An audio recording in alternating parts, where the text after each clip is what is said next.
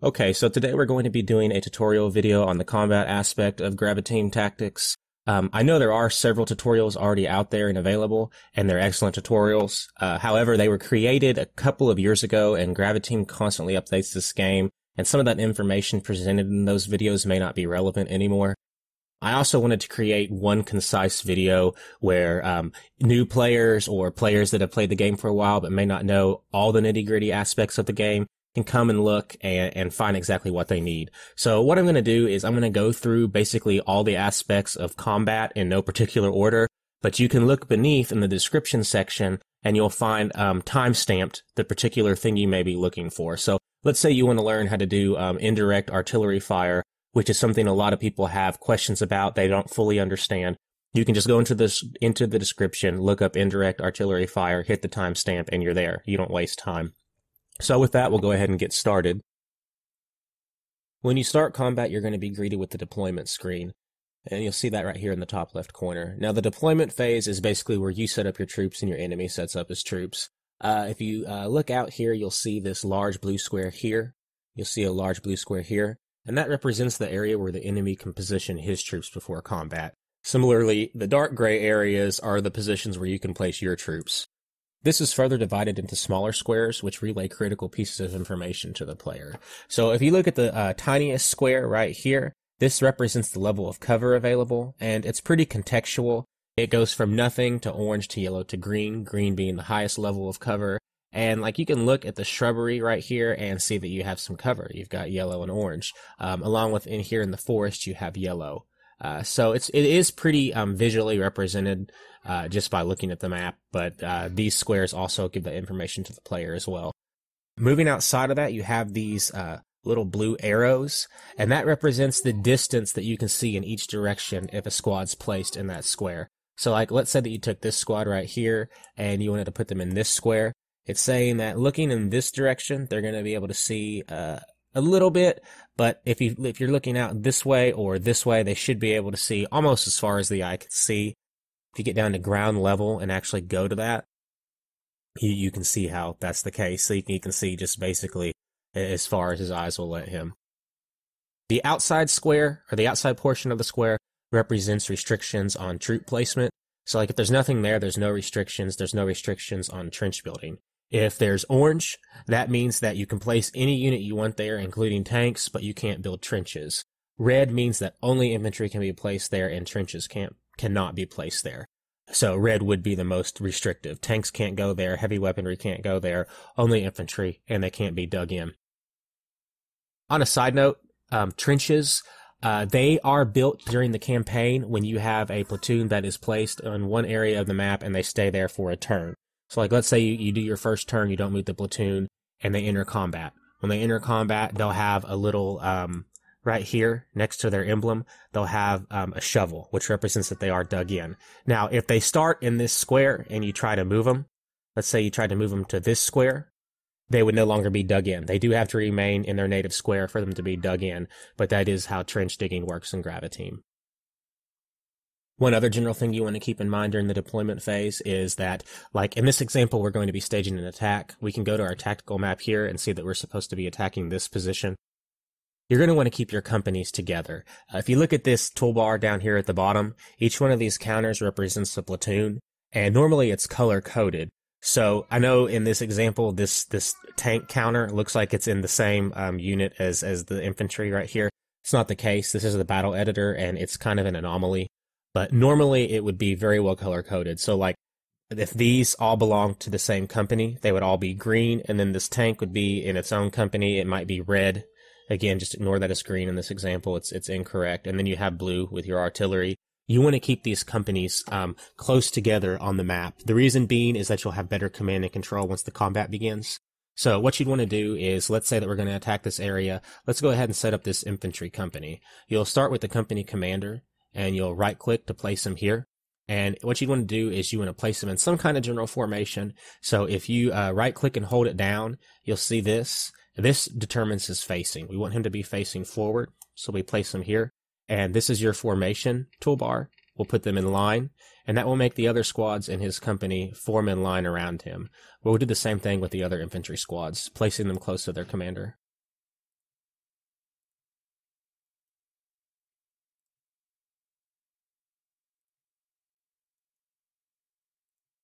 And there you go. So now you have this company all set up, all together, and they'll be ready to attack when the time comes. Some final things of note that's important during the deployment phase are some things on the left side of the toolbar. If you come over here, you'll actually see this icon. It's the stay concealed icon, and this is the prepare ambush icon. These two icons are important because they determine your stance of the units before combat actually begins. If you have this checked, like let's say we have our squads here selected, and we went ahead and checked this, that means that when combat starts, they're going to not be talking. They're going to be trying to keep a low profile. A lot of them, most of them are going to be laying on the ground. They're basically going to try to not be exposing themselves to the enemy. So if you want to remain hidden, prepare an ambush if you're on defense. This is generally a good idea to enable. The other one is the prepare ambush button. Check it on or off. All that does is that will make the squads try to go ahead, and when they deploy, they're going to move to like any available trenches, any available cover. If there's houses, if they're in a village or a town, they're going to get inside the houses if they can. It's basically just telling them to find cover as best as they can. This right here is your fire at will button. Now you think normally that would be a good thing to always have on. It may not be. Let's say you are low on ammo and you want to conserve your ammo. It might be a good idea to have it on. Let's say you want to prepare your ambush. You're going to want to go ahead and make them stay concealed so the enemy doesn't find them until they're close. You also don't want them to be firing 800 meters across an open field. You want them to hold that fire until the enemy is closer. Then you can enable fire and will. Right here is telling your squads if they shall fire at infantry or not. Generally, I do have this checked for most of my squads. Sometimes if you have an AT weapon, like, let's say you have like a PaK 40, that's pretty much, it has HE rounds, but it's pretty much specifically designed to attack other tanks. I would uncheck this, and just that way it would only attack other armor with its weaponry and not give away its position. Beneath that is the, attack aircraft option, and I actually like to leave this unchecked for pretty much all of my units. There are a few AA weapons in the game, but they're few and far between, and they very rarely make contact and down the enemy planes that are attacking. So if enemy planes are attacking and your troops are firing at those enemy planes, all they're really doing is exposing their position and giving themselves up. So it's actually a good idea to usually leave that option unchecked. One other thing during deployment that I think is so critical that so many people overlook that they shouldn't is checking your lanes of fire specifically for your AT weapons. I can't tell you how many times on forums I've heard people say, well, my AT weapons don't fire at tanks. They'll just sit there and not fire. I don't understand why. A big part of that is they may not actually have a clear line of fire towards the tanks they're facing, even if it seems like it. Like, for instance, you look at this AT gun right here. It has two blue arrows facing forward, so you think it could see a pretty good distance. It should be able to hit tanks that it sees in this direction. However, if you hit the Q button when you have it selected, which brings you right up to its line of sight, it's right here in the toolbar. So you can click it here, or you can hit the Q button. It'll take you right there. You can look and see from their actual point of view what's happening. Right here, it looks like there's a road. This road is raised, and it blocks their line of fire a little bit. You can actually go like this and come out, and you can see the gun, the line of sight. The line of fire for this gun is going to go right into the road. So it's actually not going to be able to hit units that are placed up here in the distance. You need to take that into account during deployment because AT guns are very slow to move unless you have a truck to attach them to. And lastly, any artillery platoon placements are very important in the deployment phase, but I'm going to skip that for now and cover all artillery in a further section. I can't stress enough the importance of the deployment phase during combat, particularly with defense. I would say that how well you deploy your troops is going to determine the outcome of the actual fighting 75% of the time. Once you actually get into combat, yeah, you can issue orders, yeah, you can actually reposition troops if you want, but you're very limited. Like I said, particularly with defense, you want to make sure that you have all your platoons set up correctly. You want to make sure you have them facing clear lines of fire. You want to make sure that you have them hidden if they need to be hidden, not if they don't. You want to make sure that they're in ambush position. Just the setup is absolutely critical. And when you first start playing this game, you may not know that, and it may not be readily apparent, but the longer you play, the more valuable you understand the deployment phase to be. So just keep that in mind. Now, when you think you have your troops where you want them and you're ready to end the deployment phase, you'll go up here and press this blue box with the arrow in it. and you'll see right here it says deploying, and now you'll have your initial order. So what's happened is your units are going to deploy where you place them, and it's time to issue your initial orders before you actually begin the combat. Now, what you want to do generally when you do your initial orders is you want to have a general plan. So what's going to happen is this is just really simplified. And the thing is about this game, what's really interesting is when you first start playing this game, you're going to think Graviteam is just incredibly complex. You're going to say, okay, I don't understand it. It's too hard for me. It's too difficult. It's actually not the case at all. The UI is a little bit of a nightmare, which I think is what scares a lot of people off. But the game itself, once you learn it, you'll discover that the gameplay is very, very, very simple. There's very little micromanaging. It's all done on a macro level. And a lot of times you can complete an entire mission issuing only 5 or 6 orders. I mean, that might be a little unrealistic, but I mean, really, you're probably not going to issue more than 20 orders an entire mission. So we want to go ahead and we want to take this point up here. What we'll do is, and again, there's a lot more you can do that I'm going to go into later in the tutorial, but we're just going to keep it basic. We're going to make this company attack. Now, to select the company, you can drag your mouse. Sometimes that gets a little bit difficult to do. There might be other units within here or within this area that if you selected the mouse, you would select them too, and you don't want to do that. So if you want to get picky about it and actually specifically only select that company, you can hold the control button and then click on that, or click on the first counter, click on the second counter, and click on the third counter, and click on the fourth counter, and then it automatically selects them. Now, if you hit Control 1, it's going to hotkey that selection to the 1 button. So you hit the 1 button on the keyboard, and there's your unit right there, so you always have it hotkeyed. So if we're going to attack, let's go ahead and we're going to want to move through the woods, because the woods are going to offer some concealment. So what we'll do first off is we're going to make sure that none of our units are concealed and that they all fire at will. The reason we don't want them to be concealed is because if you issue these movement orders and they're concealed, they're going to crawl through the grass, they're going to crawl through the forest, they're going to move very, very slowly. It's not practical. So we want to make sure that the concealed button isn't checked and fire at will is on in case they do run into the enemy. We're going to want them to move up in this area in formation.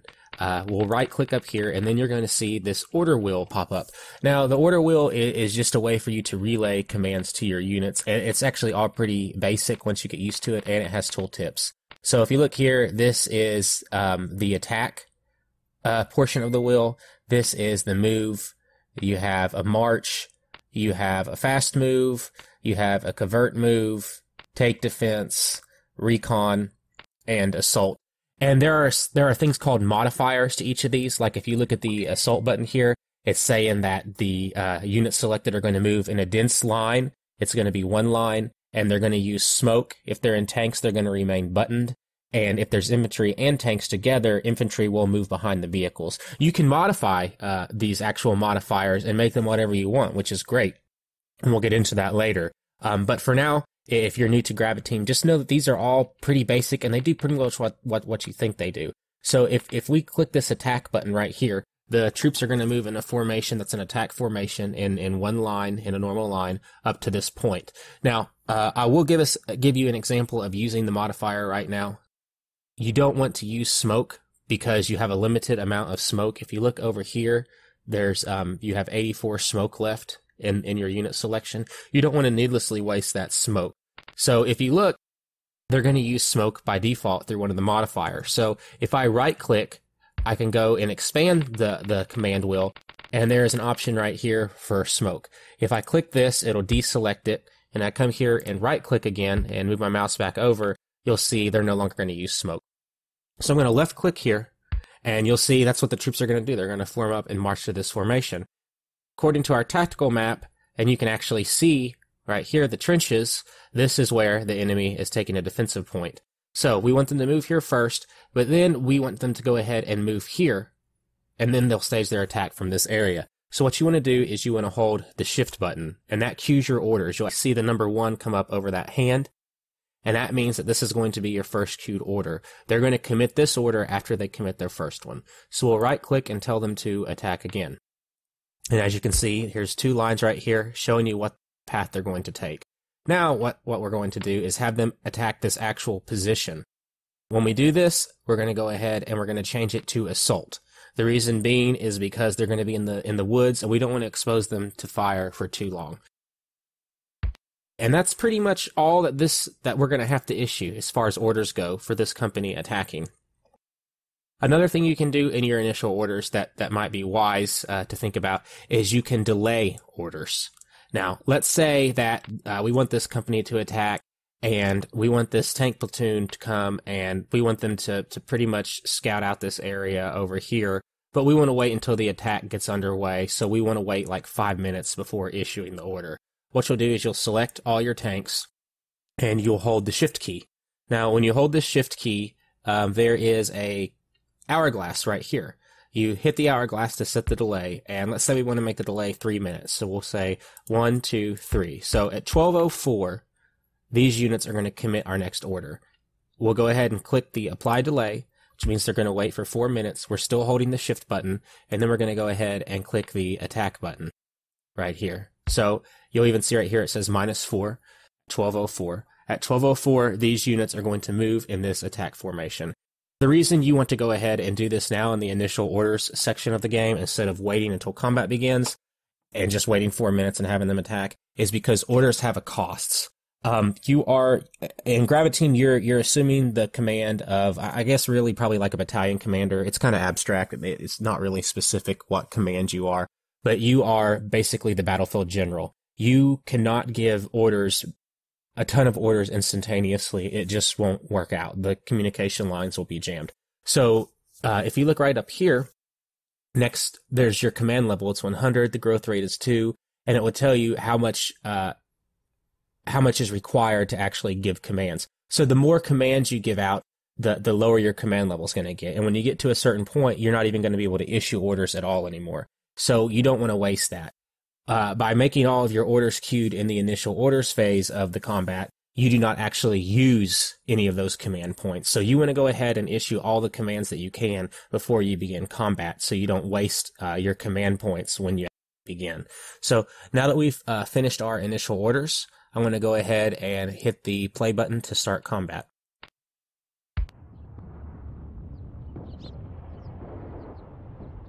And so now you can see this company is moving in the attack formation we designated for it. They're going to go into the woods, go to their second point, and then finally begin their assault on the third. Looking over at the tanks, you'll notice they're just going to remain stationary for 4 minutes. And then after that 4-minute marker, they're going to begin their attack. Off-map artillery is one of the aspects of the game that was recently changed by Graviteam. And what I'm referring to when I call it that is any type of artillery that is called in, like radio in, rather than it being shot from artillery pieces that you actually can use and see on the map. Now, the person that's going to call in this artillery, their emblem looks like this. You can see it here at the bottom of the screen on the toolbar. And what you want to do is, in the deployment phase, when you first start combat, you want to find all of these off-map artillery callers, and you want to select them. And then generally I like to hotkey them. So like I want to hit Control-0 to hotkey them to the 0 key, just so you can have them quickly for easy reference when you need to find them in combat. Their positioning during deployment is absolutely critical. The reason being is they need to have a clear line of sight to all the possible areas you may want to call in bombardments for. If they don't have a line of sight to that area, when they try to call into a specific area, they're not going to be able to call it in accurately or well at all. And it might take 7 or 8, 9, 10 minutes for the bombardment to even start. And then when it starts, it's off by 1.5 kilometers. So placement is key. If you notice the artillery caller I have right here, I have him in a good position overlooking the enemy's area. I can hit the Q button to go directly up to him and make sure, confirm that he actually has a really good visual of everything. And it looks like he does. He can see the field beneath him. Generally, also what I like to do with the artillery callers is I like to make them have fire at will off, and I like them to stay concealed. This way they don't expose themselves to enemy fire. They're much more valuable calling in that artillery than fighting in a firefight. So I have this artillery spotter here. He's in a good position. He's ready to call in that artillery. The next thing you want to do is you actually want to set up in the deployment phase the positions he's going to bombard. You want to do this during the deployment phase and not during any other phase, because once you start combat, and you try to schedule fire support after combat has begun, it takes much longer to call in and it's not nearly as accurate, even if he has a visual on the location. So what you want to look for is this green box. That green box is the area where he calls in artillery. You can right click it and you'll see that flag emblem appear. And then you'll want to designate the possible areas where he can call in bombardment. So like I can right click here and there will be an area we might want him to bombard. To specifically make that be an area that he will bombard, you have to look over here on the right side of your screen. And in this column, there's various things we have to do. The first thing I like to look at is the time to call in.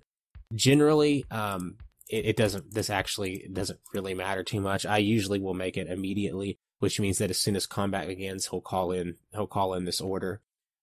And then right here, you check the rounds that will be fired. It starts with 0 in, which just basically means it's only going to fire a few shells. It's not a good option. Usually I like to call in at least 15 or even 30. After that, you want to pick the type of shell you're using. You have incendiary, which will light soft targets on fire. You have smoke, which you may want to use for if you're doing a smoke screen for an advanced attack. And you have high explosives, which is usually the one you're going to use most often. So for this example, I'm going to select high explosives. You see you have 400 rounds of it, and you're using 2 120 millimeter mortars. So what that means is since you have 2 of these mortars, you're going to be using 60 rounds total out of the 400. So if this is what we want to do for this position, we then have to go ahead and make it official. This little page right here, you're going to click it, and you'll see right there, it'll say 0. Which means this is your first fire target that's going to happen immediately. You can call more in sequence, like let's say we wanted to do one here, and let's say we didn't want to make it a perfect circle. Let's say we wanted to call in a line. You could do it like this, and basically anything within this box will also be targeted. Another important thing to take note of is the timer and the number after it. So right here you'll see 31 and 50. That 31 represents the amount of time it will take for the order to be called in, so 31 seconds. The 50 is the general margin of error with the bombing call. So it will be within this box at plus or minus 50 meters, basically, which is really good. That's really accurate, and it's always going to be a really short call-in time and pretty accurate as far as your bombing goes if you do this in the deployment section. So we're going to do the same thing here. We'll make it, actually, instead of immediately, let's make it 10 minutes. And we'll go ahead and let's do 50 per gun and make it incendiary just to change it up. Click this and we'll do it again. As you can see, it went from 0 to 1. So this is going to be the first call in. This will be the second. And, if we wanted to do like, let's say a third right here, then that would be, the third. And that's basically all you have to do. Now we'll go ahead and start combat and you'll see how pretty much immediately, we'll finish the initial orders. You'll see how pretty much immediately this fire task is going to start right here after 31 seconds. I'll go ahead and speed things up.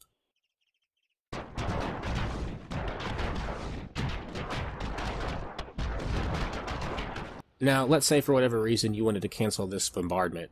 If you wanted to, you could do that really easily. You just come over here and you'll see where this is red because it's the current bombardment. You can just right-click this and it will cancel it. This is actually a perfect example. You can see the enemy troops' trenches right now. And when we initially started this tutorial, we did not have an artillery call in on that site. That's not a problem. You can schedule that yourself now, even though combat has already begun. You just go ahead and you go to the artillery spotter by hitting your hotkey. You right-click this box and you'll put your artillery bombardment line over their trenches.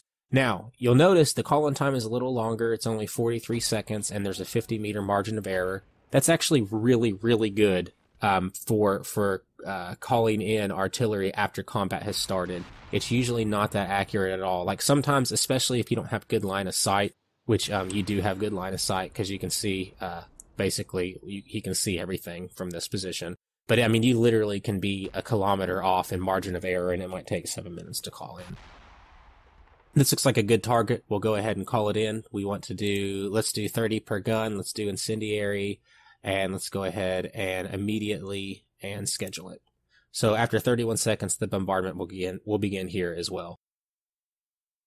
Okay, so that bombardment is starting. Some things you might want to take note of is when a bombardment first starts, generally, especially if it's not, if it's going to be inaccurate at first, it takes a while to zero in, and you might only see like, I don't know, 3 or 4 rounds a minute.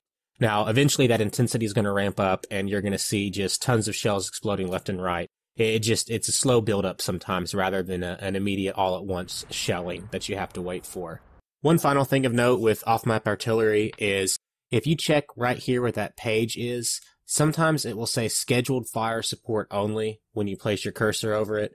And what that means is you can't add fire tasks once deployment is over.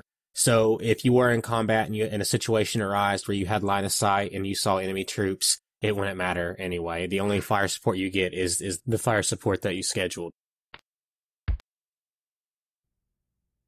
Okay, so using indirect artillery correctly is like the classic Graviteam conundrum. It's just an enigma that so many people have a difficult time with, and it is fairly confusing at first, but once you understand the core mechanics of it and the principles, I think it's actually the coolest game mechanic that Graviteam has to offer, because it's so realistic, it's so rewarding when it does work out. So by indirect fire, I don't mean off-map artillery like we went through earlier. And I don't mean individual mortar squads that might be placed with the platoon. So like if you come over to this platoon over here, you'll see that there is a mortar squad attached to the platoon. Now, generally with these type of mortar squads, you don't want to do anything with them. You just keep them with their platoon commander, and they will behave accordingly so long as these 2 AI control buttons are checked. And I'll get further into detail about these 2 buttons in another segment. But just for now, know that you don't really have to mess with these mortar squads that are attached to platoons to begin with. If you're going to attack, you just select the entire platoon and you would attack with it, or just place them in a defensive position, and you just keep them next to their platoon commander, and they will behave as they need to behave, fire mortars as they need to.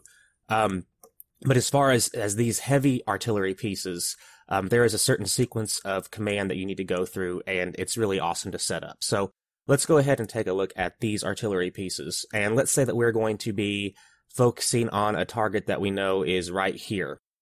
What we'll want to do is we're going to want to go ahead first off and set up where we're going to have our base of fire come from. Now, generally, you want this to be in a place that's away from the combat, maybe 1,000 meters, a little bit further out, but you can still use them in an indirect fire support role. So we're going to go ahead and place them around this area. And the first thing you want to do is place the commander of the entire platoon in that area. We'll put them right here. The next thing I like to do is place the phone crew next to the commander. And then I'm going to go through and select all of the artillery pieces themselves. So we'll place this one here. We'll place this one here. There's one here. Here. And that looks like all of them. When you are doing this indirect fire, because they don't have a clear line of sight to the target, you are going to want to take other commander platoon or other commander squads that are within the platoon, and they are going to act as the eyes and ears for that artillery. So generally in these platoons, you're going to have more than one command unit. Yes, you have the primary commander here who sits back with the artillery pieces themselves and relays the orders, but then you actually have the commanders within the platoon that do the relaying and the spotting themselves. So we'll go to this command squad and we'll place them up where they're in view of where we're going to be actually bombarding. So what we'll do is we'll find a nice spot. Let's say this right here. They have the 3 tick marks facing this direction, which means they should be able to see a fair distance. We'll hit the Q button to see, and as you can see, they have a clear line of sight to where the target's going to be. And another important thing is for these advanced spotters, I like to go ahead and turn fire at will off and make sure that they remain hidden and have the ambush button clicked.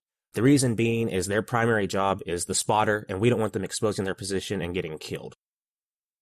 Primary setup is also, setup during deployment is also important. Because what happens is once you begin combat, they're going to be wired. They're going to have a direct phone connection to the commander who's stationed back here. Now, if they move after deployment, that wire link is going to be lost, and they have to wait for your phone guys, which are all the way back here, to reset up the connection. So make sure you place them in a really good spot from the get-go, so you don't have to worry about that. We'll go ahead and go to our second spotter right here, which you only need one spotter, but it's always good to have. If you have 2, that's great because you can look from 2 different positions, so you have a backup. And we'll place him right here. We'll hit that Q button to see what he can see, and it looks like he can see everything. We'll go ahead and turn fire at will off and put him in a hidden mode so he doesn't expose himself. We're all set up effectively, and we're going to go ahead and we'll go to our initial orders. Okay, so funnily enough, I got into the initial orders phase of the last map and found out that wasn't the best location to do this tutorial. That tree line that was in front of the artillery actually blocked their line of fire, so just an example of some of the shit you can get yourself into with Graviteam if you're not careful. So we went ahead and made a new map and placed all the units on this new map, and everything should be set up the same way it was when we left it on the previous one. What I'll do is go ahead and run through that checklist to make sure all the preconditioned setup is met, and we're going to see if we can get this started. So let's take a look at our commander. You can see that he's actually within shouting range of his artillery pieces. He's very close. You'll see these two AI boxes are unchecked, which they will be by default. They need to be. We'll check the artillery pieces themselves. We'll see that this box is checked, which again is enabled by default and needs to be so they can receive actual orders to fire at a designated area. We'll see up here with our commander platoon that is serving as one of the spotters. We'll see that his gearboxes are also unchecked as they would be by default and need to be for him to relay orders. We'll see that he is hidden and his fire at will is off, so he can do the more important job that he has, which is to relay target designations rather than get involved in combat, give himself away, and get killed. One thing that is important, I touched upon this briefly, the absolutely most essential thing with playing this game of telephone is the initial setup in the deployment phase. Because what happens is, when you deploy these forward spotters in the deployment phase, the phone crews have already gone ahead before the battle starts, and they've created this wired connection. There's literally a phone wire running from the commander back here to our spotters up here so they can relay the coordinates necessary for him to tell these artillery pieces to fire at. The way you can check and make sure that you do have a wired connection is over here on the left-hand side of the taskbar. You'll see this blue phone. That phone is grayed out or red or any other color than blue. It means the connection is broken. So again, setting up your forward observers is absolutely critical, and you have to do it in the deployment phase unless you want to wait for that wire connection to be brought back up, which it will take a very long time for this phone crew right here to walk all the way with a wire from that location to this location and reconnect. So we have our connection set up, and we're going to say that we want to fire in this area over here. We'll go ahead and start combat. And you'll see we have our spotting crew selected. What we'll do is right here on the taskbar, it's called Set Target for Observed Fire. The hotkey is the G button. You can click it, and we can either right-click the area we want the artillery to fire at, or we can right-click and drag to create a fire lane. So I'm going to right-click and drag this area right here.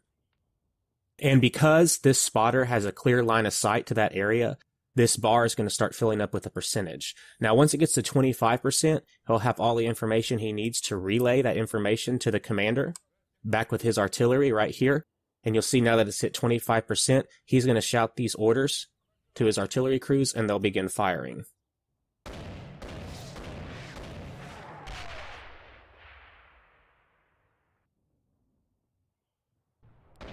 And over time, it's going to get more and more accurate. You'll see it's inaccurate right now. So if we want those fire commands to stop, we'll go ahead, select the observing platoon, we'll right-click, and they'll stop. One other thing your artillery pieces can do is lay smoke screens to cover advancements of your infantry platoons. So let's say you wanted to order a smoke screen. To make sure you can do that, you want to select one of your artillery pieces and move your mouse over here to the ammo counter. And if you hold it still, it'll show the rounds available to that artillery unit. So you have HE, high explosives, APHE, armor-piercing high explosives, canister, and SMK, which is smoke. So these artillery units have 5 rounds of smoke they can use to fire a smoke screen to cover for an advancing infantry unit. Now, to make them fire those smoke screens, we'll go ahead and select all the units, and the way I'm going to do that is select one at a time and hold the control button, and that will select them in sequence. And then if you move your mouse over here, you'll see the Remain Concealed button. Go ahead and click that. Now what that does with artillery is rather than make them remain concealed, it makes them switch to smoke rounds when they're ordered to fire upon a target. So we'll go up to this spotting platoon, And let's pick an area for them to fire smoke rounds at. Let's put it right here in this tree line. So we'll right click and drag. And because he has a visual, this percentage bar is going to fill up. When it hits 25%, it will reach this commander, who will then relay the orders to the artillery units themselves. And they should fire smoke. So here we go, we're at 29%, getting ready to fire, and it should be smoke rounds that are fired.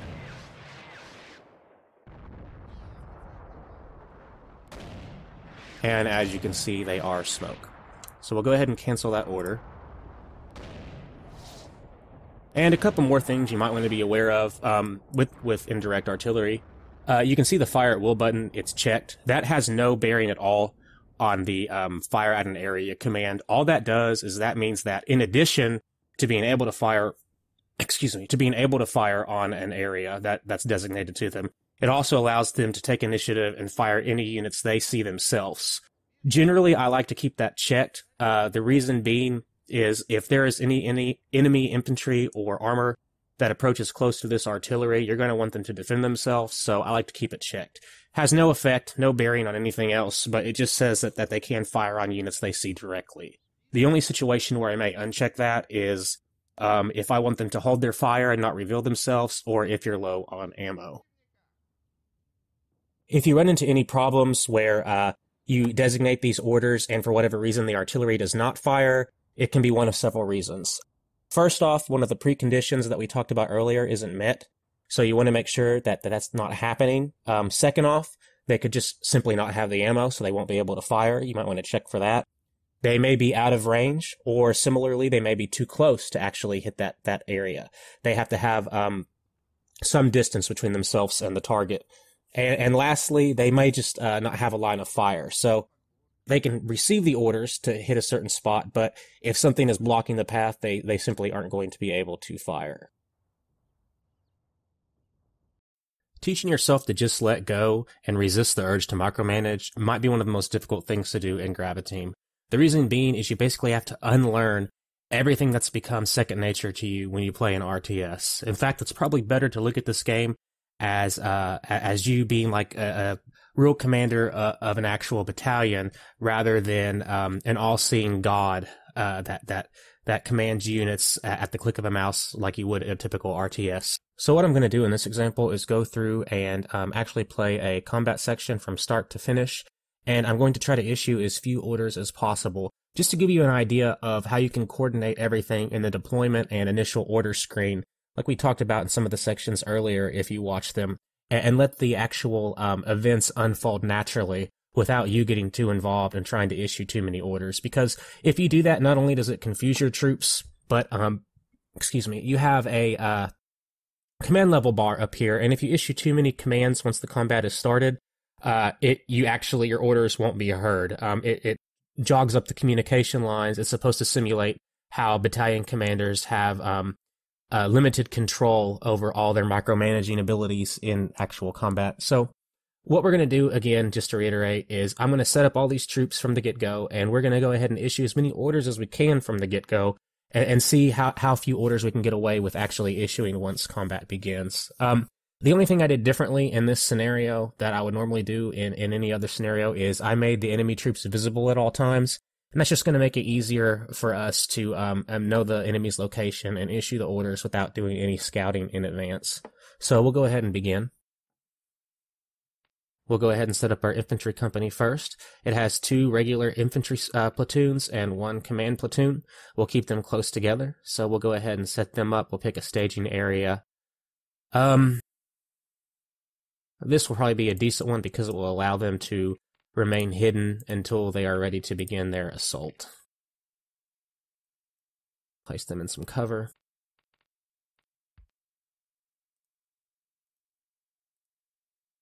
Get the last platoon.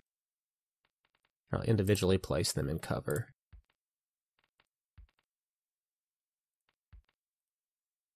Now what I'm going to do with this infantry company is I'm going to select them all and I'm going to make them remain hidden and put them in ambush mode and also turn off fire at will. The reason being is I want them to not expose themselves until they're ready to begin the assault. We'll go to our armor. And I'm going to place them on this road close to this road right here. My intention is to begin a preliminary assault with this infantry that will tie down the main forces and have the armor swing around for a flanking attack. And finally, let's go ahead and set up our artillery. And in the previous section, if you're curious how to actually correctly set up artillery and do indirect fire, you can see that previous section if you have any questions. So let's place the commander here, the guns here.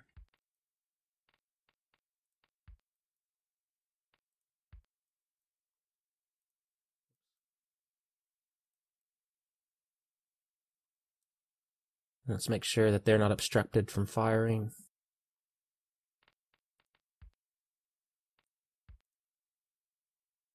And we want to have some spotters for the artillery.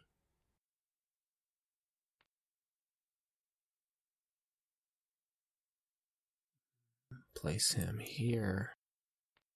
Tell him to not fire at will.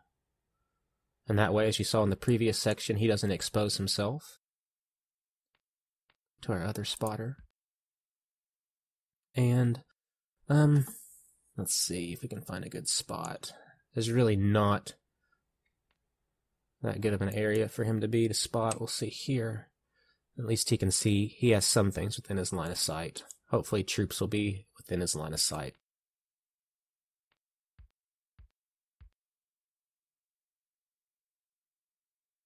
Okay, so now we have a good staging area set up for our attack. I'm going to go ahead and we'll start our initial orders. And again, when you're doing initial orders, you're free to issue as many commands as you want without penalty. So if you know where your enemy is at, or you have a general idea of where he may be at, it's a good time to go ahead and issue all those orders in sequence. We're going to use everything that we've already gone over in previous tutorials. We're going to learn how to queue orders. We're going to be queuing orders. You've already learned how to do that. We're going to be issuing delays with orders. And we're just basically going to be carrying out this attack and let it unfold once we start the combat, where we can just simply watch it like a movie. The first thing you can see is that the enemy is set up with strong defensive positions right here, pretty much directly across from our infantry. Before our infantry begins their attack, I want to soften them up with some artillery strikes. So what I'm going to do is go to our forward observer. And actually, I think this guy, where is he? He may have a better line of sight. I think that the trees are blocking this guy's line of sight right here. So we'll go ahead and order him to fire right here. That's where his firing lane will be. And if he does have a clear line of sight, that will fill up 25%. And the artillery back here will begin firing.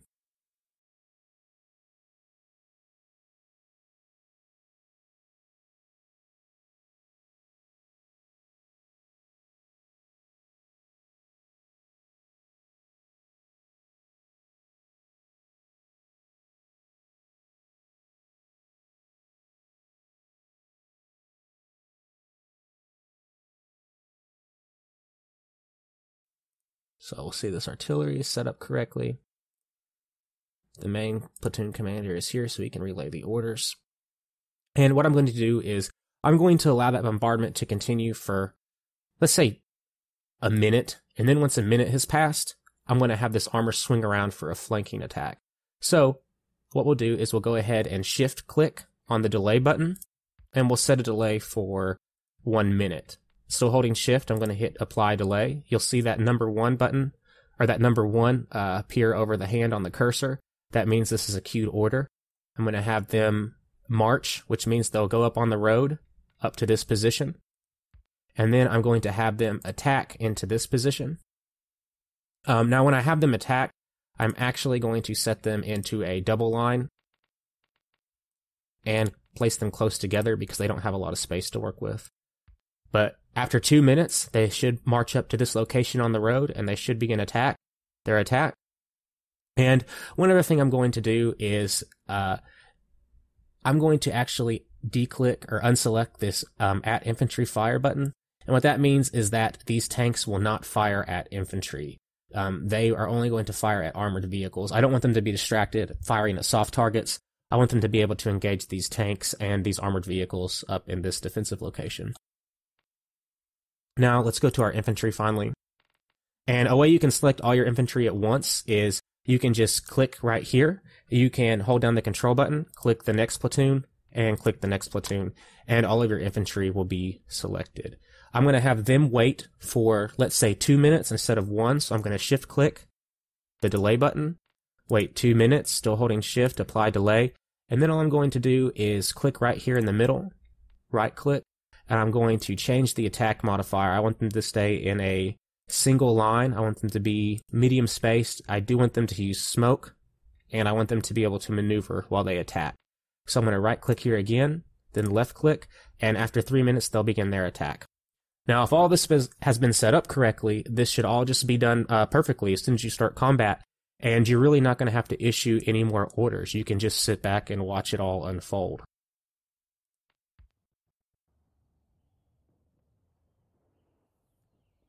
So first off, let's go to this spotter and let's see if his bar's filling up. It is. It's at 13%. Hopefully it'll get to 25. And it has. As you can see, these orders are being relayed. They're firing. It's really loud. Let me turn that down a bit. And they're going to fire at this position until they run out of ammunition. Unless I stop the bombardment, but I don't see any reason to. So it looks like they have 13 rounds of high explosive left. They're just going to continue to bombard it, soften up the target.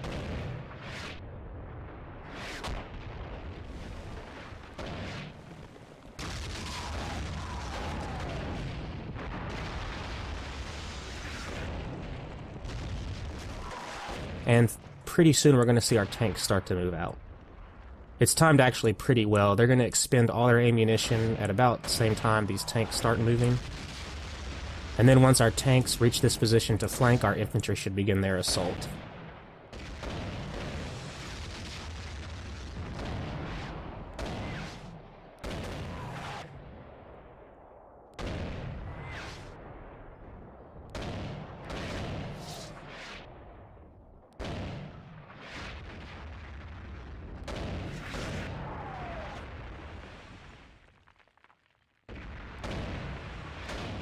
Ooh, one thing I did forget to do, let me go ahead and select our infantry company again.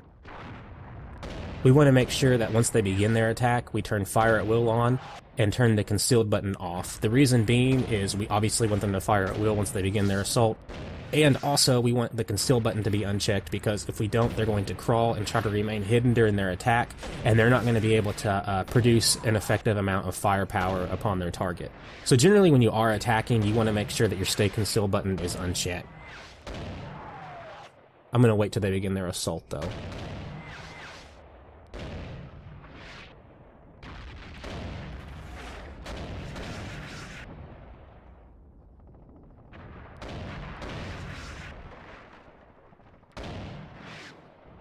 Yeah, we'll go ahead and do it now. Fire, will, uncheck. And they have 1 more minute, as you can see, before they begin their attack. The armor's moving out. Now, if you want some hotkeys, like let's say you actually want to get up close and watch this action, since you have nothing better to do, you already issued your orders, you can just click on like one of these tanks, and if you hit the Q button, you'll end up right behind that tank, and you can actually follow the action. The tab button will zoom you in, so like let's say I wanted to zoom in on these positions they're bombarding, I hit the tab button. You can look around by clicking the middle mouse button, hit tab again. Let's say that you wanted to remove all the icons, you can hit F6. And every time you press F6, it just shows you a new way of looking at these icons. Like for instance here, you have dots above every infantry and every armor. Here it divides them into squads, so you only have, like right here, it'll have your infantry squad, another infantry squad. It doesn't individually label them. F6 again just gets rid of all of it. And so now it looks like our main assault's beginning. Oh, and control backspace will also remove your HUD. So like let's say you wanted to just see what the battlefield looked like, you could do this.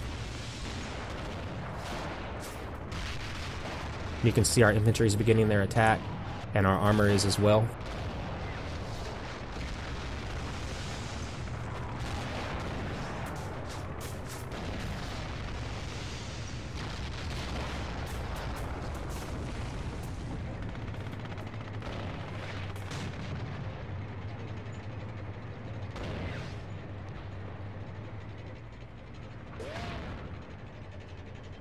You can also see the infantry is using smoke to screen their advance.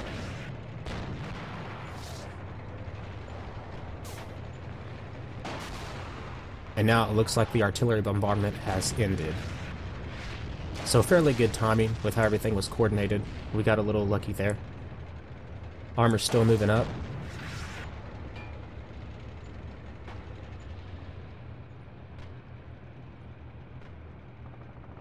And I'm going to go ahead and hit Control Backspace so I can see my HUD again, and hit F6 so I can see where our units are. And as you can see, the infantry is advancing up using smoke screens. Our armor is still moving up. Now, ideally, what we would like to happen is we would like the armor to move up to this position and then begin their assault right here. And this armor will not even be involved until after we've eliminated this threat, and then we can deal with this armor separately.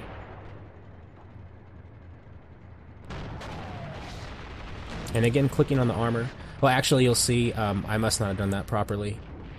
They are firing at infantry, which is okay, because they're not actually directly engaging this armor yet. So I want them to take targets of opportunity and fire. As you can see, the enemy as well has laid down smoke screens. The reason being is they don't want to expose themselves to that armor. So again, we're just kind of watching everything unfold.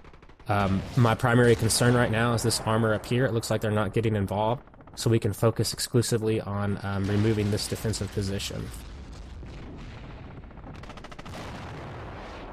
Hitting F6. You just want to get up close in the action and see what's happening. You can use the WASD keys to move.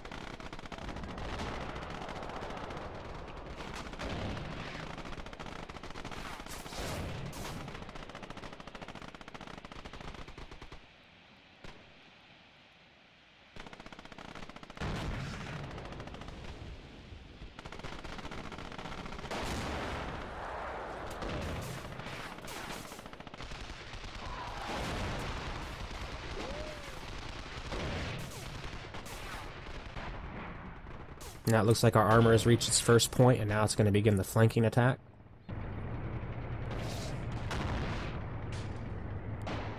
And hopefully our infantry here will keep them occupied, and the armor can come in unobstructed.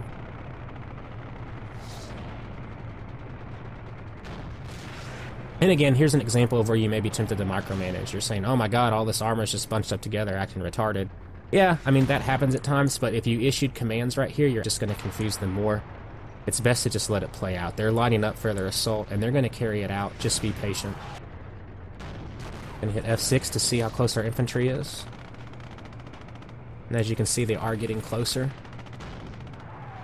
They still have smoke left, using that to screen their advance. They actually have, looks like this squad has 4 canisters of smoke left, so they still have the option of using it if they need to. Now you'll see this black flare. All that means is that, I think, for the Germans at least, it means that they have spotted the enemy, they have a visual contact.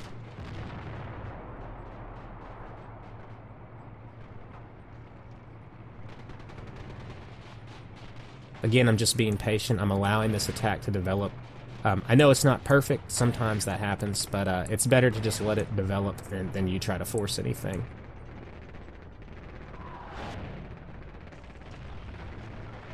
And as you can see, they're firing, so the AI is pretty smart. They're going to advance to the point that you told them to, but they might be slow in their advance because they don't want to get too close to the infantry.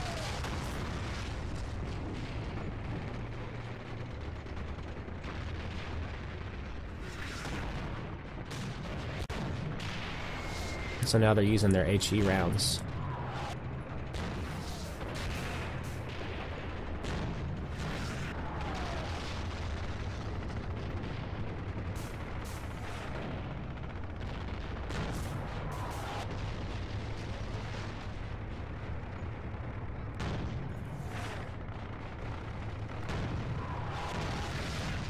And as you can see, they're really rolling now. This position looks like it's going to be given up by the Germans.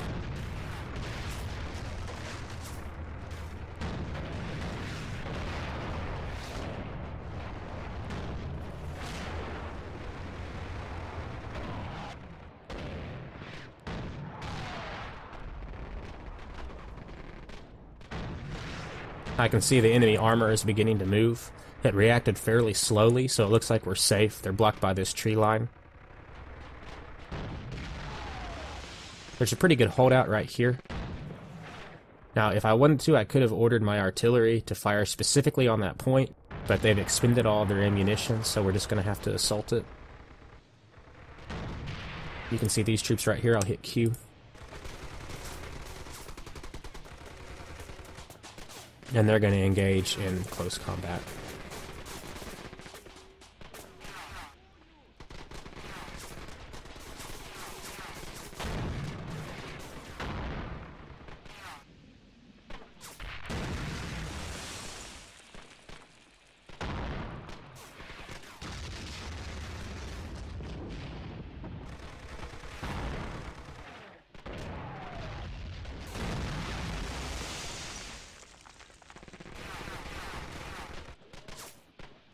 So as you can see, it looks like this assault was successful, and obviously we had the perfect conditions set up for this, but this is ideally the kind of setup you'd want to do when you're in the campaign.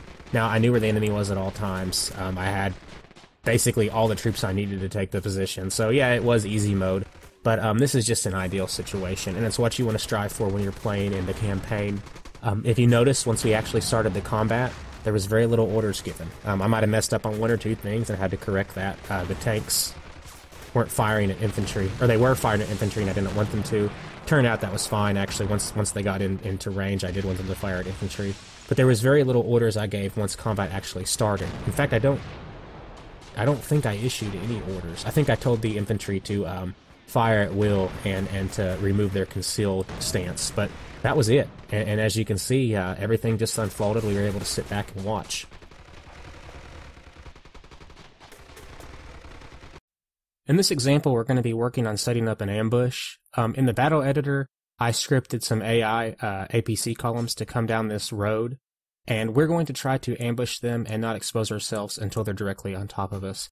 What I've done is I've set up our infantry and AT units along the side of the road, and if I select them all, you can see that I've disabled fire at will, I've enabled stay concealed, and prepare ambush. So basically they're going to try to not expose themselves until the enemy is right on top of us. You'll also notice that next to their emblem is the little shovel icon. That means that once we finish the deployment section and we move on to initial orders, as you can see here, they are going to be dug in, which works to our benefit. Now, I don't really have any initial orders to give. I'm just going to go ahead and start the combat. So we'll hit start game up here. Now, what I will do though, before these APC columns arrive, I want to go ahead and select all of my AT units, which I'll do by holding on the control button and selecting them individually. So there's one here, one here, one here, one here, and one here. And I'm going to, if you look at this box right here on the left-hand side, this is the @infantry box. I'm going to right-click it, and that means that these AT weapons will not fire at infantry.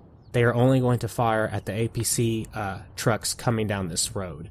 I want my infantry to focus on ambushing the other infantry, and I want my AT to focus on loading AP rounds against these APCs. We're waiting on those APCs to come down the road. I'm going to go ahead and select all my units again, and it doesn't really matter that much in this situation, but I am going to come down here on the taskbar, and you'll see set fire sector. The hotkey is the V button, and I'm going to right-click and drag.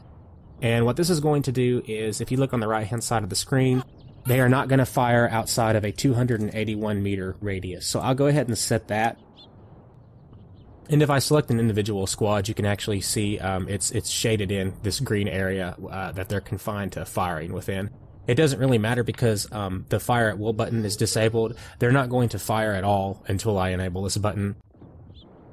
I will note, though, that if they are fired upon first, this button will become enabled and they will start returning fire. So let's go ahead and speed up time. Now when I'm ready to begin this ambush, I'm going to select the fire at will button, and I'm also going to right-click the stay concealed button. The reason being is that if I don't, all of my units are going to try to stay hidden behind these trenches, and they're not going to maximize their firepower. The idea with an ambush is to wait until the enemy is directly on top of you, then pop up and unload upon them before they even have a chance to react. If I don't disable the stay concealed button, they're not going to concentrate their firepower, and the effectiveness is going to be reduced like probably by 400 or 500%. So I'm going to go ahead and unpause it. And they're just strolling down. Doo-doo-doo-doo. I don't know what's going to happen. And I'm just going to wait again until that last possible moment.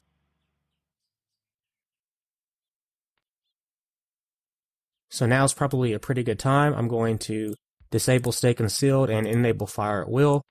RAT is going to open up on the APCs, and the infantry is going to fire at other infantry.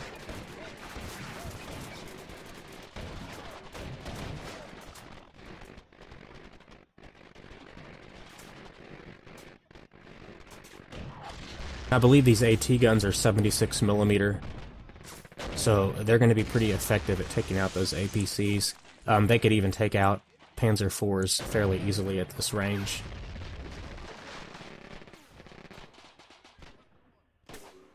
But basically, there you have it. Those are ambushes in a nutshell. Okay, looks like the combat ended for me anyway. And again, another ideal situation. This typically it's not gonna be this juicy in a campaign. But just to give you an example of a perfect opportunity for you to use an ambush. Anytime you want to issue an order to a unit or units, you're going to use something called the command wheel. Now, the way to use the command wheel, it's actually pretty contextual. If you select, let's say, let's just select all these units here, and you right-click, this wheel is going to be brought up. Now, if you go over each one of these buttons, their tooltip, and it's pretty self-explanatory. For instance, here's a road here. It says march. The units are gonna march by road to this destination. You have a fast move. You have a move covertly. You have a just a move command. Here's attack. Here's assault. And again, they're pretty self-explanatory. You can actually look underneath of the command itself. Like for instance, here it says assault, and it tells you specifically what directions those units are going to follow if you issue this command. Now, you can take this wheel and all the commands that are designated for it by default, and if you right-click one, you'll see a further subdivision will open up outside of that circle, and you have expanded options. So, like with this assault command, you can actually apply any one of these modifiers to it that you wish, and that will be the new, those modifiers will now be applied to the assault command. So, by default, your units are going to be in one line, but you also have the option for 2 or 3 lines. You have the option to modify the spacing. By default, the assault command is dense. You can change that to a normal spread or a sparse spread. On the southern half of this circle, you have options like smoke, vehicles move by road, tanks in front of infantry. You can have the option of having your armor be buttoned or unbuttoned. Obviously, if you're buttoned, you're going to be better protected, but your field of view is going to be restricted. You have the maneuver option, which generally during any type of offensive maneuver, you're going to want to have this checked because it gives squads the ability to commit to squad tactics on their own. Maybe during assault, you don't want to have that selected, but that would be the only time generally when you want to get somewhere fast. Here you have the cancel order, which is usually used in conjunction with the recon order, which is right here. And I'll actually get into detail with that in a second. Fast move, and then move behind vehicles. Now, move behind vehicles means that infantry will specifically get behind armor and use it as cover. Sometimes, most of the time, generally, as a general rule, it's not a good modifier to apply to any of your commands, because if an HE round explodes next to the armor, you can just kiss your whole squad goodbye. It does look pretty cool. Like, if you want to Brad Pitt and Fury it, it's nice, but generally, as a rule, you want to avoid it. You have the by road modifier, and then finally you have the covertly modifier. And it's all pretty self-explanatory, and you can basically mix and match these modifiers however you see fit. So just to give you an example, we have all these units selected.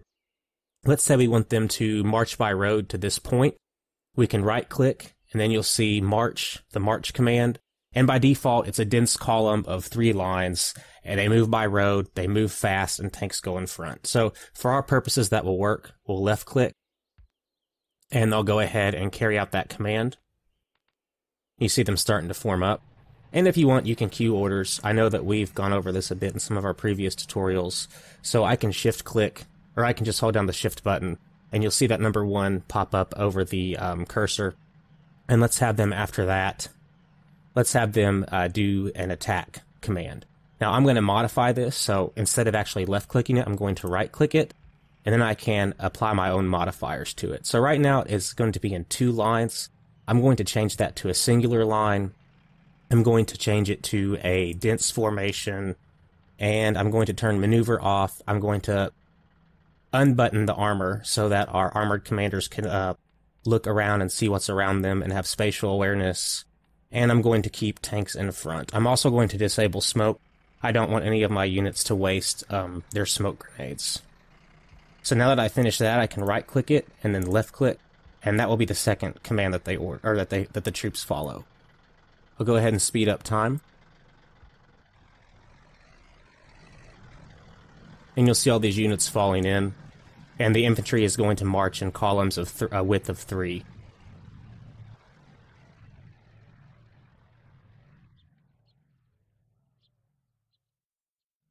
And then once they hit this first waypoint, they're going to go ahead and move into that attack formation where you specified the modifiers. So while they're doing that, just a note for you to be aware of. Let's say that you really screw up this command wheel and you apply all these different modifiers to it. You do sparse, you do this, add this one, and you just get yourself all screwed up. You have no idea what you've applied to these modifiers, and you just want them to go back to their contextual self. You want them to go back to default. You can hit escape, and right here on the left side of the toolbar, you'll see Restore UI Defaults. You click it, and then you just click back to game. And anytime you return to that command wheel, they will be back to their default state. So, just so you're aware. Some final notes on the command wheel that may not be readily apparent. This command right here is the Take Defense order. Now what that does is it basically makes the selected units rally around the point you select, and then afterwards they take a defensive position. They'll try to find any cover they can, and they'll just await further orders. It's really good. Let's say you've assaulted a position with trenches, and you've taken half the trenches. It's good to select a few squads sometimes and tell them to take defense on a trench, and then they can provide a base of fire for your other units to advance. It's good in villages, in forests, whenever you want to take a defensive position. It basically tells those units to just go ahead and find a place that's really effective at defense. One thing you can do with the command with the modifiers, you can right-click it, and the spread determines how spread out that defense will be. So like if you did a sparse modifier with it, the units would basically spread out as far as possible to find the best possible cover. If you wanted those units to stay contained and close together, they'll stay very densely packed if you select the dense modifier. But again, they may not have the best cover available since you're restricting the amount of spread they are allowed. So like for instance, let's say we did a sparse spread and we selected these 3 units, have a sparse spread, left click. They'll go ahead and take defense in these woods, take the best defensive positions possible, and they'll be liberal with the spacing they're allowed between each other. One last thing that's important with the, we've been spotted by some units here. One last thing that's important when issuing attack commands is knowing exactly how those formations play out. So like, let's say that you are going to use armor to attack this trench right here. We'll go ahead and we'll move that armor here. Speed it up so they get there quickly. And then we'll queue an order and tell them to attack. You're not going to want to tell them to directly attack on top of the trench because they will actually roll up until they reach this destination.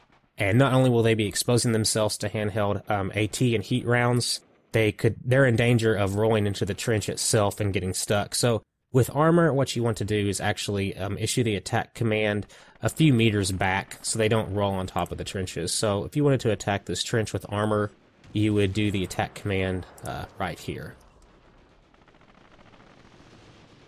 So we've touched briefly on these AI control buttons right here on the left-hand side of the taskbar, particularly the profile with the gear in the head. You can apply that to indirect artillery, and it means they can receive indirect fire orders. However, we haven't really discussed the AI control button with the U-turn emblem inside of his head. Now, that is called the AI maneuver control button. And what that will do is it will take any squad that is separated from his platoon commander and make him return to that commander if he becomes separated.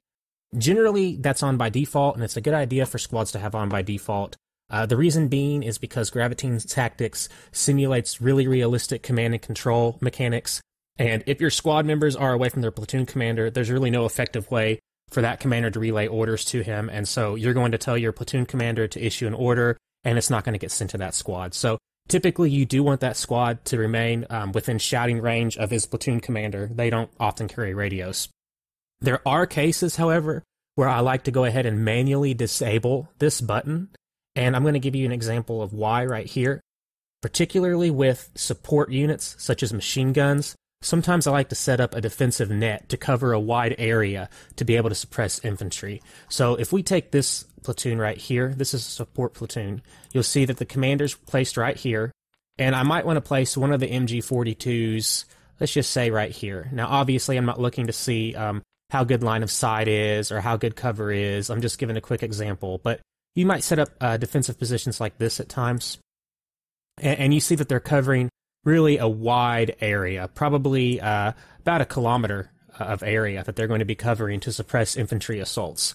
Now, if I left this button checked, once we begin combat, they're going to be out of range of their commander, and they're immediately going to go look to find him, and your whole defensive net's going to be just null and void. So it's a good idea to go ahead and disable that sometimes when you set up positions like this, positions where you don't want your squad members to move once you start combat if they're separated from their platoon commander. So let's say that we left these enabled, which I have for these machine gun squads, and I'll go ahead and start combat to show you what happens.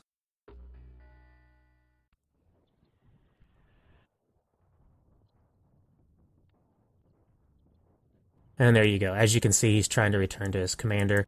This squad's doing it as well. Now your whole defensive net is just falling apart. So be sure, if you're using support squads and you have them spaced out, or any squad for that matter, if you want to set them in a static position, you're not going to move them for the entire sequence of combat, be sure to disable this button over here, that AI maneuver control button. So one other thing newcomers may not know to the series is that squads are not the smallest selection of a unit you can make. You can actually take a squad and break it down into two different sections. And what you do is you press the Alt button and select the squad, or you can press the Shift button to select the other subsection of the squad. Now, if you noticed, the Alt button usually is the smaller section of the squad. It's only comprised of 2 members. The Shift button is comprised, if I can select them there, of the other 8. One other thing to note now while you're looking is if you hit F6 and switch between the different ways to label the units, and you just go to where there's a label above every single unit, you'll notice some of these units have circles above them, and some just have dots. The circles represent a machine gun weapon. So, you ask, why would you ever want to sub-select units in a squad? I'll give you the answer. Let's say you want to do recon. Is it really wise to send an entire squad to do recon when they can end up getting lost or shot up? No. What you'll want to do in these cases is sub-select the smaller bit of the squad using that Alt button, which I'm having a hard time doing apparently. So we'll select that unit, and then we can go ahead and have that unit move independently of the rest of the squad. Now, one thing you might want to do, just so you don't run into problems with selecting this squad earlier or selecting this subsection of the squad earlier, and you end up selecting the whole squad by accident and moving the whole squad, is you can go ahead and assign them to a hotkey. So I'm going to hit Control-1 to assign this subsection of the squad to a hotkey. And now anytime I press the 1 key, I'm going back to just those 2 members of the squad. This way, when you're doing recon, you're not going to sacrifice the entire squad if they run into an enemy group. You're only going to sacrifice these 2 unlucky dudes right here. So let's say we're going to go ahead and do recon with these 2 gentlemen. And we want to scout out this point here, and we want to scout out this point here. If you right-click to bring up the command wheel and look at the recon button, you'll notice one of the modifiers is cancel order, and I didn't really get into that earlier when we talked about the command wheel. What cancel order does is it makes this order that the unit is currently executing stop as soon as they come under fire or see an enemy unit. So what would happen in this case is, let's say that we've plotted waypoints. So we right-clicked here, held the shift button, hit recon, right-clicked here, held the shift button, hit recon. These 2 guys are going to start reconning and go to these areas. Now, if they ran into an enemy, their order would cancel. And remember that AI maneuver control button? Let's say they run into an enemy, they spot the enemy, they do their recon job, they need to get back to their commander.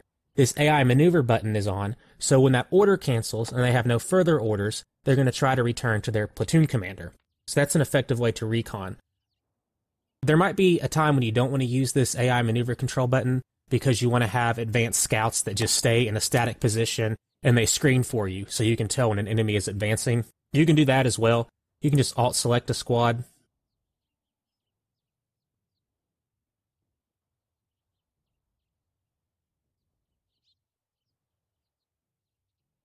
Having a hard time doing this. Alright, you can just alt-select a squad. We'll hotkey him to Control 2. And we'll go ahead and turn off that maneuver button by right-clicking it. That way, when you go ahead and tell him to recon a certain area, and let's say he spots an enemy, or he doesn't, he'll just go to that area and stay put. He won't move. And he'll still be able to act as a spotter for you for any encroaching units. The sub-selection ability is even more important with units that are mechanized. The reason being is that they have APC carriers attached to the platoons. So like if you select this platoon, for example, you'll see that the APCs are selected as well as the infantry squads. And let's say, and they're going to travel together unless you sub-select them. So let's say you wanted to scout out this area of the woods. If you just went ahead and you selected the entire platoon by using the taskbar down here and then told them to move to this area, you're going to send the APCs as well. And they're going to be in an area that APCs don't really excel in. They might get stuck in the woods.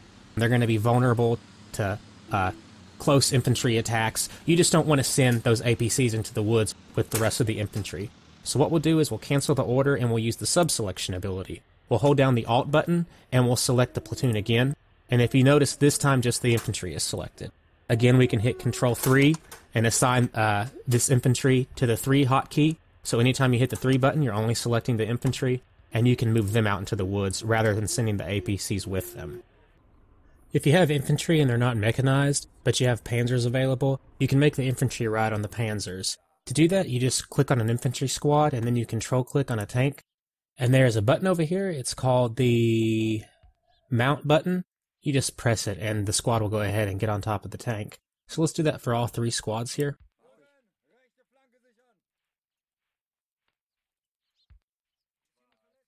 And we'll wait for them to get on the tanks.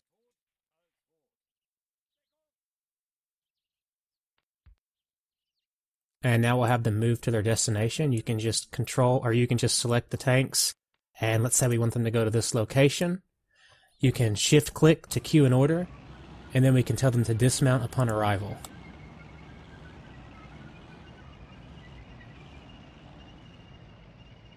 Now that holds true.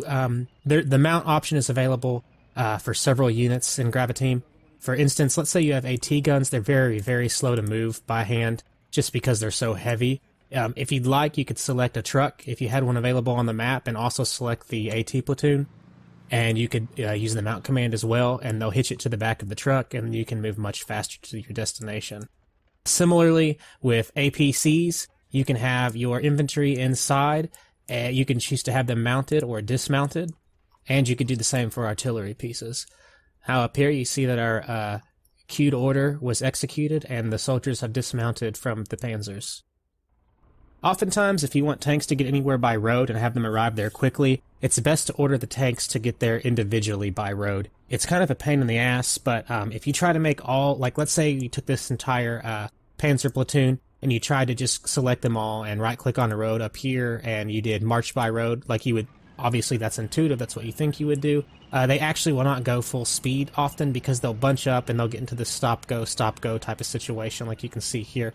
So generally it's best, even though it is a pain in the ass, if you wanted like all 3 of these panzers to go to that location, it's best just to do it individually. Click them one at a time, tell them to move.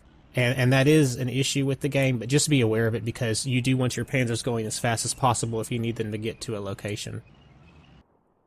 You can set fire sectors. If you select your units and you put your mouse over this little box on the toolbar, and you click and drag with the right mouse, and what happens is if you select the fire sector, your units will be restricted to firing within this area. So like let's say you select this unit after you've done that for all of the other units, and you'll see that it's restricted. This squad is restricted to shooting within the confines of the green area. Now that can be useful. Let's say that there is a large offensive being moved against you and you're outnumbered, and you also have limited ammo. You might have enemy troops that are up here in the distance, and they might be coming in echelons, and then you'll have another wave of enemy troops up closer. You're not going to want these troops expending what valuable ammunition they have at the troops all the way in the back. It's not a very efficient use of their ammunition. you're going to want them to focus on the troops that are up close. So that might be an example of when you would want to use the fire sector command. Another example might be when, let's say you're preparing an ambush. Typically, I mean, you can do it that way. I prefer to do it just with telling them to hide and not fire at will, and then when they do get close, just remove the hide command and have them fire at will. But another time when you may want to use fire sectors is with anti-tank weapons. This is actually a Pack 40, so it's got a 7.5 centimeter gun, and it's going to be pretty effective against most armor. But let's say you had a light anti-tank weapon, like a 3.7 millimeter or a 3.7 centimeter, and it's going to have a hard time penetrating something like a T-34 unless it's, 200 meters or away or less. So you'll want to set a fire sector that actually keeps them from firing unless armor enters within that radius. So let's say they were facing a T-34. You wouldn't really want them firing, ideally, actually, until they were within 100 meters. So you might want to set a firing arc like this, and then you can tell them to remain concealed. You can still have the fire at will box on, because they won't fire until that armor comes within this field. And I would also set fire at infantry off. And this way they'll hopefully remain concealed, especially if you have them in a nice location, like this tree line up here. And they won't fire on those T-34s until they come into a range where they can actually have a chance at penetrating the armor. There's also a retreat or withdrawal button, and it's located right here. The obvious use is when you want units to disengage from combat. If you have infantry and you select and you click the button, they'll engage while withdrawing. It holds true for armor as well. They'll just directly back up, so they'll stay front facing. But the less obvious application is if you have armor or AT weapons that are dug in, like in this situation.